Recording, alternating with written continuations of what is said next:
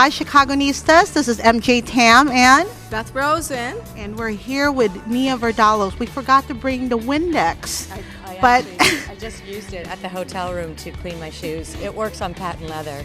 you travel with Windex. Yes, I have a little sample thing in my bag because I have to clean my shoes. And in case I get a zit. All right, I said it. We're here for her new book called Instant Mom. And Beth, we have so many questions. Let me start with Beth here. It's an excellent book. I just started reading it, so congratulations. Thank you. I really want to hear in your words why the book Instant Mom.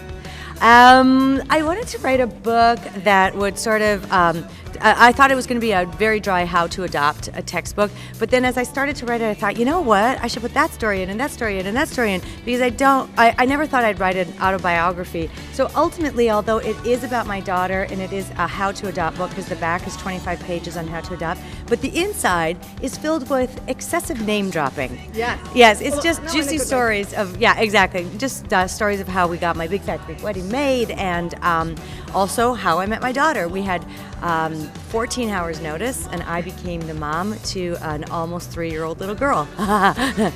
Do you still keep in touch with Rita Wilson?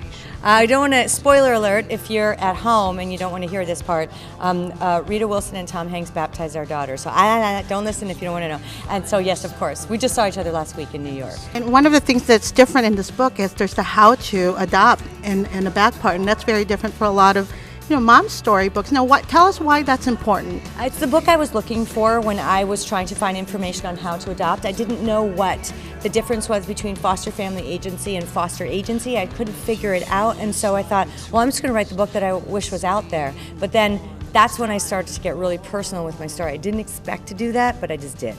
What's next for you after this book? I'm constantly writing movies I have one for Paramount now that's going to come out in about a year. And it's about a bunch of women throwing an all-night party to find out why they're single, and then ultimately most of them deciding, I'm okay with it. Because I thought, you know what, there's a whole population. When I was married but did not have a child, I was called a childless couple. And that really was like, it's such a negative term. And when someone's single, it's called being single as opposed to being yourself. Why are you single? Why are you in a couple? Why are these labels, So I thought, I want to write a movie about the rest of us out there that don't necessarily want to get married and have kids.